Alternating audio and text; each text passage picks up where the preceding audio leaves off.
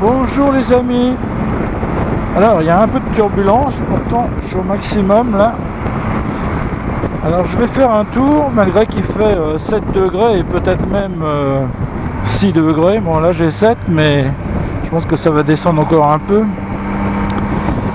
Parce que comme vous pouvez le voir, il y a un beau ciel bleu. Alors par contre je vais mettre les poignées chauffantes. Alors vous voyez la technique c'est que je suis obligé de lâcher la main, appuyer là, bon que ça va parce que je me suis mis et puis essayez de voir, alors 3, 4, voilà, je mets 4. Bon alors c'est pas très pratique parce qu'on est quand même obligé de se concentrer là-dessus. Bon c'est un des seuls rares points négatifs qu'il y a sur cette moto, hein. Parce que pour le reste, bon je crois que c'est comme souvent d'ailleurs, à un moment donné ils ont dû s'apercevoir qu'ils avaient oublié de mettre les poignées chauffantes, ils se sont dit ah bah tiens il faut qu'on mette un bouton. Et puis ils ont été collés par là, alors je pense que ça devait pas être des motards parce que on sait bien que c'est vraiment pas un endroit où il faut aller mettre un bouton de réglage. Enfin bon bref, je sais pas si sur la nouvelle GT3 Plus là, ils vont mettre le bouton de l'autre côté. Surtout qu'on aurait pu mettre par exemple la centrale de clignotant, on aurait pu la mettre de l'autre côté. Enfin bon. Bon voilà, j'ai mis les poignées chauffantes, donc ça devrait aller un peu mieux. Alors aujourd'hui, on peut parler un peu de l'âge des motards, parce que, enfin l'âge avancé, n'est-ce pas, on va dire, hein. Bon, quand je dis avancé, c'est que, bon, comme vous le savez, évidemment le vieillissement est inéluctable, que jusqu'à 20 ans, nos cellules se multiplient et croissent, et ce qui fait que, voilà, on grandit, etc. Donc on perd tous les jours des millions de cellules, mais on regagne des millions de cellules bien plus quand on est jusqu'à l'âge de 20 ans, hein, en gros. Et ensuite on va commencer à perdre plus de cellules qu'on en crée, ce qui va occasionner le vieillissement. Alors bon, il y a le côté visible, c'est-à-dire la peau, hein, où on voit qu'on commence à vieillir, qu'on ride, que la peau se détend. Mais ça c'est juste la face émergée, n'est-ce pas, de l'iceberg, comme dirait-on. Mais il y a tout le reste, hein. Il y a vos organes, vos viscères, qui eux aussi vont perdre des cellules, le foie, les reins, et évidemment tous les intestins, même le cœur. Bon, bien que ça soit les deux seuls organes qui soient protégés le plus, c'est le cerveau et le cœur. Mais voilà. Alors bon, hein, à savoir c'est qu'on n'est pas tous égaux en fonction de son ADN et de sa généalogie. On n'est pas tous égaux face au vieillissement. Donc ce qui veut dire qu'il y en a, à 60 ans ils sont déjà très abîmés. Bon, après il y a aussi le rythme de vie, les abus, hein, l'alcool, le tabac, etc. Vous le voyez même au niveau des sportifs, quand on dit le sport c'est sain, etc. Oui, bien sûr, c'est mieux que de rester assis toute la journée. Mais enfin bon, vous voyez, les grands sportifs, ils finissent par avoir des usures prématurément des tendons, des ligaments, même des muscles. Hein. Ce qui fait que bon, à 35-40 ans, ça y est, le sportif de haut niveau, il est complètement abîmé. Et il lui reste le restant de ses jours pour se soigner. Donc si on passe sur le fait que on n'est pas tous égaux, il y a quand même le fait que tant que vous n'avez pas de maladie, que vous avez eu une vie à peu près saine, bon normalement je dirais que maintenant jusqu'à 70 ans vous êtes à peu près bien. Vous êtes à peu près bien, mais alors si on ramène à la moto, bon, on s'aperçoit que nos muscles aussi ont perdu des cellules et que même en faisant tous les exercices que vous voulez, vous avez moins de résistance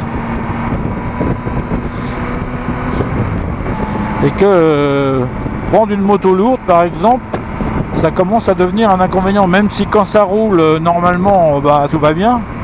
N'empêche que quand vous prenez des circuits genre petite départementale avec plein de virages, etc., bon, il faut quand même s'y intéresser, surtout si vous faites ça à un rythme un peu soutenu. Et donc forcément vous fatiguez, hein. Moi je le vois quand je fais 100-120 km. Bon, alors il y a des passages où je roule pépère, et puis il y a d'autres passages où je m'amuse un peu. Bon, je suis bien rassasié d'avoir été faire de la moto, mais après, bon, je me sens quand même un peu fatigué. Alors ça va, c'est pas l'épuisement, etc. Mais enfin bon, ceci étant dit, j'ai plus 20 ans, ni 30 ans, ni même 40 ans, où je conduisais un 1000 CBR qui faisait 260 kg. Bon là, il est évident que j'ai plus du tout envie d'avoir ce genre de moto lourde. Parce que c'est un inconvénient, on fatigue beaucoup plus. Alors ceci, est-ce que ça veut dire que voilà, on n'est pas plus loin d'arrêter la moto? Non, parce qu'il y a des gens, même dépassés les 75, voire 80, qui font encore de la moto. Mais il faut prendre des motos plus adaptées. Vous voyez, comme là j'ai pris avec pare-brise, etc., le trail, parce que bon, il y en a qui critiquent le trail, comme il y en a qui critiquent les SUV en voiture, mais enfin bon, à partir d'un certain âge, bon, vous êtes quand même mieux quand vous montez dans une voiture qui est pratiquement à votre hauteur, quand vous vous installez comme dans un fauteuil, plutôt que d'aller se glisser dans une sportive. Bon, c'est pareil, enfin moi d'ailleurs j'en ai pas eu vraiment de moto avec il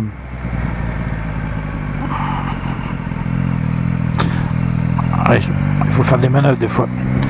Bon, j'ai pas eu de moto sportive avec les guidons bracelets. La 1000 CBR, bon, on était quand même un peu sur l'avant, mais enfin ça allait. J'ai eu un 800 VFR aussi où on était un peu sur l'avant sur les poignets, mais c'était pas la sportive radicale comme une R1 par exemple ou une Panigale, etc. Parce que là, bon, par contre, je pense que à partir d'un certain âge, il faut abandonner ce genre de moto parce que ça reste quand même très épuisant. Bon, on a pris un peu d'embonpoint parce que là aussi, tous les organes ont tendance à descendre et puis on prend des kilos, hein, malheureusement. Je dirais que tous les 10 ans, à part quelques cas qui arrivent à manger ce qu'ils veulent, mais sinon, tous les 10 ans, on prend facilement 2 kilos. Donc vous comptez, à partir de 20 ans, quand vous êtes arrivé à 70 ans, bon, vous avez pris entre 8 et 10 kilos. Et forcément, bon, ça joue sur l'agilité et aussi la position de conduite, hein, parce que bon, avoir le réservoir d'essence qui vous écrase le ventre, c'est pas top quand même, hein. Donc, évidemment, vous recherchez donc de la protection, vous recherchez un poids plus léger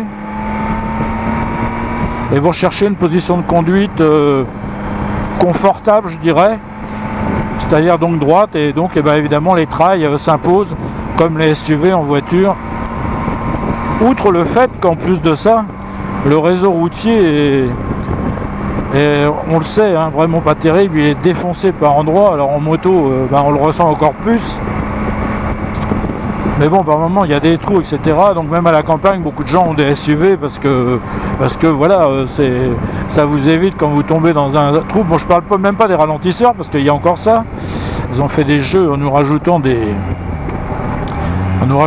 obstacles. Là c'est défoncé. Hop là. Vous voyez le Morvan avec les belles couleurs d'automne. Donc il faut choisir, contraint et forcé, je dirais. Il faut choisir des motos plus en rapport avec ses capacités physiques. Ce qui ne veut pas dire que pour autant que vous êtes obligé d'abandonner la moto. Alors sauf évidemment, j'avais un abonné qui me disait qu'il avait une hernie discale. Bon, malheureusement ça fait extraordinairement souffrir. Moi j'ai une sciatique, j'ai entre chaque vertèbre vous avez des tampons, hein, qui protègent, et j'ai fait trop de bricolage à une époque quand j'étais dans un autre endroit, dans une vieille maison que j'ai retapée. Bilan, je me suis déchiré justement un de ces tampons entre deux vertèbres, ce qui me cause des sciatiques si jamais je me mets à faire des trucs des efforts trop soutenus, je sollicite un peu trop mon dos. Mais bon, ça va. Bon, la hernie discale, par contre, bon, c'est encore autre chose. Et beaucoup de chauffeurs routiers bon, finissent par avoir ça hein, au bout d'un moment. Parce que, contrairement à ce qu'on croit, en fait, il y a un tassement des vertèbres qui vous arrange pas le dos. Mais enfin bon, il suffit de prendre une moto, ben voilà, plus confortable, moins brutale, etc. Et puis voilà quoi, hein, c'est encore possible. Hein. Donc l'âge ne joue pas vraiment. Si on veut continuer à faire de la moto. Et contrairement à la voiture où bon, il y a au moins 80% des gens qui savent pas vraiment bien conduire, ils font rouler une voiture, mais c'est de pire en pire d'ailleurs maintenant avec le permis voiture, où on leur apprend à rouler à 80, à passer la 6e à 60 à l'heure, enfin bref. Donc il n'y a plus de plaisir de conduite, ça on le sait. Mais il y a aussi le fait que bon, ils se rendent pas vraiment bien compte de ce qu'ils font, ils sont distraits par tous leurs écrans. Et donc, bon, bah, y a vraiment des risques. Hein,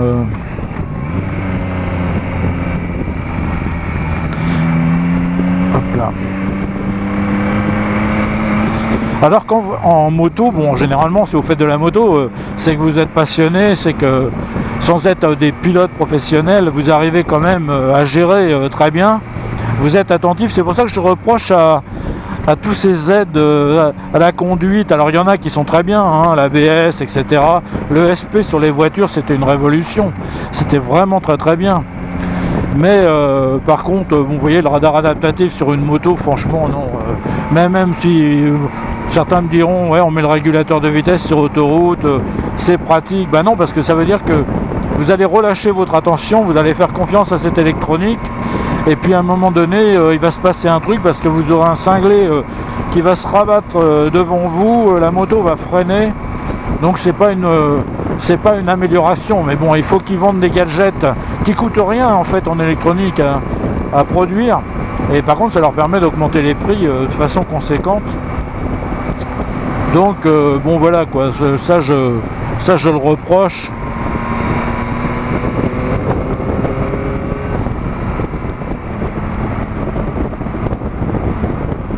Sinon, eh ben, évidemment, les motos se sont quand même bien améliorées. Hein. Ceux qu'on a la nostalgie du passé, bon, moi j'ai eu une 750 fours, une 350 fours, une 750 fours.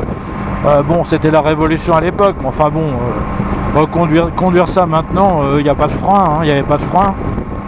La puissance était quand même très limitée parce que bon, pour une 750, ça devait faire 63 chevaux ou un truc comme ça, ou 67 chevaux. Bon, c'est même pas la puissance d'une 600 de nos jours.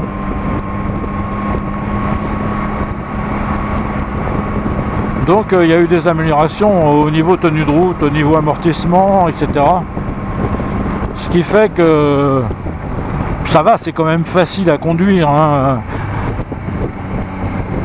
À piloter diront certains d'ailleurs. Et je pense que donc rien n'est fermé au fait qu'on prenne de l'âge et qu'on puisse encore conduire ou piloter. Bon, vous voyez, il y a des nuages par endroits, des nuages noirs, il pleuvra pas. Hein. Mais je suis parti aujourd'hui rouler parce que à partir de demain, il va faire encore plus froid. Alors là, vous voyez, j'ai 7 degrés. Alors encore plus froid. Bon, les poignées chauffantes, c'est bien. Hein.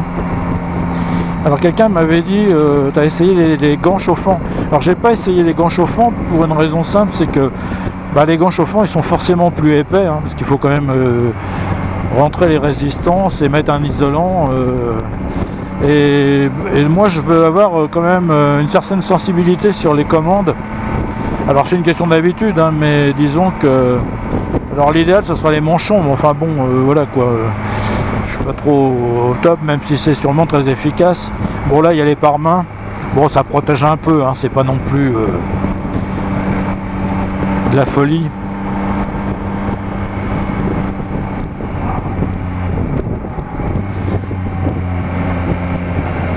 Donc voilà ce que je pouvais vous dire pour ceux qui qui se disent bon voilà, je prends de l'âge, est-ce que je vais arrêter?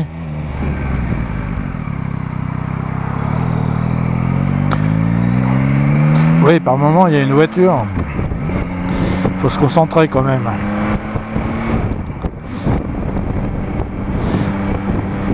Donc c'est toujours possible de faire de la moto, sauf, je vous dis, des douleurs extraordinaires dans le dos, hein.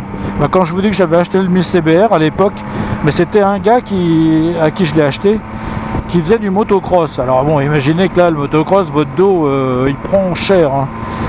Et bon, il avait arrêté le motocross, il avait arrêté la moto, et puis bon, il s'était laissé, il avait une telle envie de refaire de la moto qu'il s'était laissé endormir par le vendeur, qui lui avait dit ah bah le 1000 CBR, ah, c'est super confortable. Voilà, là ça va. Bon, en fait, il en a fait pendant 1000 km et puis il l'a mis en vente, quoi. C'est moi qui lui ai racheté, parce qu'il m'a dit que c'était insupportable, il pouvait absolument pas continuer comme ça. Donc voilà.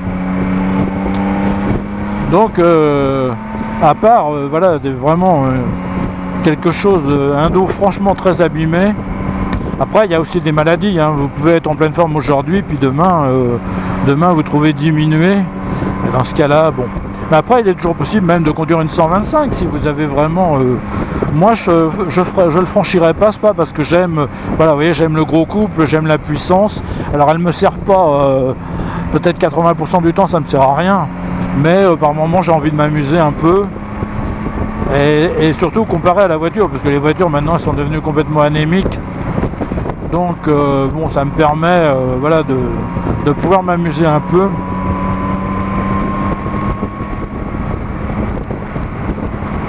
Donc voilà ce que je pouvais vous dire sur le vieillissement. Mais franchement, tant que vous pourrez, et tant que vous aurez la passion, et tant que vous pourrez rouler en deux roues, bah profitez-en, parce que oui, par moment je dis je vais arrêter parce que tout ça là, voilà, le temps gris qu'on a eu là, c'était démoralisant. Mais aussitôt que je remonte sur la moto, alors évidemment j'ai le cadre, hein, j'ai le paysage, hein, le Morvan, bon c'est sûr que c'est magnifique, mais aussitôt que j'ai fait ma balade de on va dire 100 km, 1h30 par exemple, bon je reviens, je suis en pleine forme, et je suis heureux comme tout. Donc bon, pensez que le moral joue aussi beaucoup sur la santé, hein. Voilà les amis, je vais vous laisser là-dessus, parce qu'on va, vous connaissez cet itinéraire de toute façon, hein. J'ai pas pris de risque. Je suis en train de tester enfin pas la consommation d'essence, je la connais puisque je suis souvent à 5 litres voire moins, mais c'est surtout la jauge à essence que j'essaie de voir à quel point elle est précise ou pas. Vous voyez, en conduite calme, hein, on va dire, bah ça va, hein, c'est bien, hein. Bon, en même temps ça permet de profiter du paysage, parce que, enfin dans mon cas, comme je suis en train de filmer, elle filme toute seule, mais je suis en train de vous raconter mes petites histoires, bah c'est sûr que je profite moins du paysage, parce que je suis obligé de me concentrer sur ce que je dis. Il y en a qui me disent ouais tu roules au milieu de la route, bon ça je l'ai déjà dit, hein. C'est pour le fait que si vous vous approchez trop près du bord, vous risquez une inattention à un moment donné, et puis si vous touchez le bord là, vous avez des grandes chances d'aller à terre, hein. Donc en étant à peu près au milieu, on va dire que c'est je le fais par instinct, je suis la ligne, quoi, et donc bon évidemment par moment je suis juste à la ligne.